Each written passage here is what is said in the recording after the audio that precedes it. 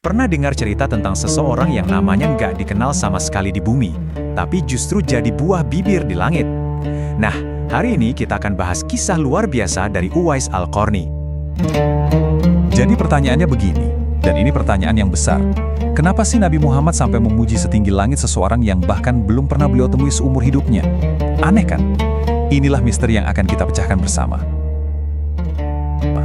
Nah, untuk menjawab pertanyaan itu, kita harus mundur dulu jauh ke sebuah desa kecil bernama Qorn di tengah-tengah gurun Yaman yang bisa dibilang tandus dan terpencil. Nah, disinilah letak keunikannya. Coba deh lihat perbedaannya. Di mata dunia, Uwais ini, ya ampun, dianggap orang buangan, miskin, penyakitan, bahkan dibilang gila. Tapi, coba kita lihat dari sisi lain. Di mata langit, statusnya itu kebalikannya banget. Dia dicintai Tuhan, dipuji oleh Nabi, bahkan disebut sebagai manusia terbaik di generasinya. Kontras yang luar biasa ini adalah jantung dari keseluruhan cerita Uwais. Pertanyaannya, gimana ceritanya seseorang bisa punya dua reputasi yang bertolak belakang kayak gini? Nah, untuk itu kita perlu lihat lebih dalam kehidupannya. Kehidupan yang penuh pengabdian tapi jauh dari sorotan. Hidup Uwais itu dari kecil benar-benar penuh cobaan. Bayangin aja, dia tumbuh dalam kemiskinan yang parah banget di Yaman.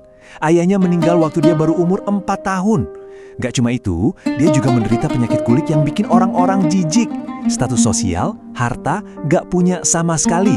Satu-satunya harta dan fokus hidupnya cuma satu, merawat ibunya yang sudah sangat tua dan lemah.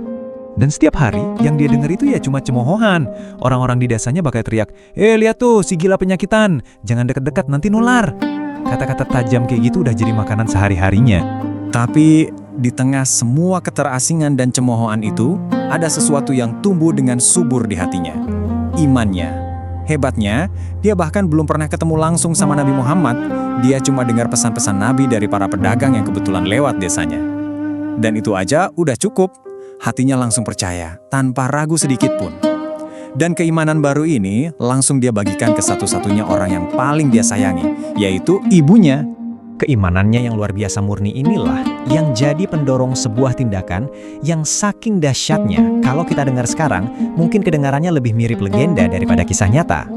Jadi ceritanya, ibunya yang sudah sepuh ini punya satu keinginan terakhir seumur hidupnya, pergi haji ke Mekah. Masalahnya, perjalanan ke Mekah itu ribuan kilometer, melintasi gurun yang panas dan berbahaya. Dan mereka benar-benar nggak punya apa-apa. Unta nggak punya, uang apalagi, bekal pun nggak ada. Jadi, gimana caranya Uwais bisa mewujudkan mimpi terbesar ibunya ini? Nah, disinilah kejeniusan dan tekad Uwais muncul. Dia punya sebuah rencana yang, bisa dibilang gila. Tujuannya cuma satu, badannya harus cukup kuat untuk menggendong ibunya ribuan kilometer ke Mekah. Caranya, dia beli seekor anak sapi. Terus setiap hari, dia gendong anak sapi itu naik turun bukit. Setiap hari, selama 8 bulan penuh, orang-orang di desanya makin yakin kalau dia ini gila. Ngapain gendong-gendong anak sapi? Tapi yang mereka nggak tahu, itu adalah program latihan fisiknya yang luar biasa. Hasilnya, setelah 8 bulan, anak sapi itu udah jadi sapi dewasa, dan Uwais, dia sanggup menggendongnya. Artinya, dia juga sanggup menggendong ibunya. Akhirnya, waktu musim haji tiba, semua kegilaan Uwais selama ini terjawab. Dia bukan mau jadi peternak aneh. Dia menggendong ibunya di punggungnya dan memulai perjalanan yang mustahil itu. Ribuan kilometer jalan kaki, melintasi gurun, dengan beban paling berharga di punggungnya. Semua demi membawa ibunya ke Ka'bah. Dan sesampainya di depan Ka'bah, coba tebak apa yang dia doakan. Bukan buat dirinya sendiri. Bukan minta kaya, bukan minta sembuh. Doanya cuma satu. Ya Allah, ampuni semua dosa ibuku. Kalau dosa-dosaku, cukuplah keriduan ibu untukku. Masya Allah. Dan tepat di momen itulah keajaiban terjadi. Penyakit kulit yang dideritanya bertahun-tahun sembuh total. Hanya menyisakan satu tanda kecil seukuran koin sebagai pengingat. Perbuatan yang luar biasa tulus ini ternyata nggak cuma disaksikan oleh ibunya. Gaungnya itu sampai ke langit. Dan tindakan inilah yang menjadi dasar dari sebuah nubuat, sebuah ramalan yang nantinya akan dicari-cari oleh para sahabat Nabi. Jadi begini ceritanya. Walaupun Uwais nggak pernah bertatap muka langsung dengan Nabi, dia sebenarnya pernah coba ke Madinah. Tapi Nabi sedang berperang dan dia harus buru-buru pulang karena janji ke ibunya. Tapi Nabi Muhammad justru tahu semua tentang dia. Nabi sampai berpesan kepada sahabatnya, nanti cari orang bernama Uwais dari Yaman. Nah, bertahun-tahun setelah Nabi wafat, di masa pemerintahan Khalifah Umar bin Khattab, pesan itu terus diingat. Khalifah Umar, pemimpin umat Islam saat itu, setiap tahun selalu memeriksa setiap rombongan haji dari Yaman mencari sosok misterius ini. Sampai akhirnya, pertemuan itu benar-benar terjadi. Coba bayangkan pemandangan ini. Khalifah Umar, salah satu orang paling berkuasa di dunia saat itu, dengan berendah hati mengulangi pesan Nabi di depan Uwais, seorang penggembala miskin dari desa terpencil. Beliau bilang, Nabi berpesan, siapapun di antara kalian yang bertemu Uwais, mintalah doanya agar Allah mengampuni dosamu. Lalu Khalifah Umar, sang pemimpin besar, menunduk dan meminta Uwais untuk mendoakannya. Luar biasa kan? Nah, kalau kita nonton film, di titik ini pasti ceritanya si tokoh utama bakal langsung terkenal, dihormati, hidupnya berubah 180 derajat, kan? Diakui oleh khalifah loh. Tapi untuk Uwais, yang terjadi justru sebaliknya.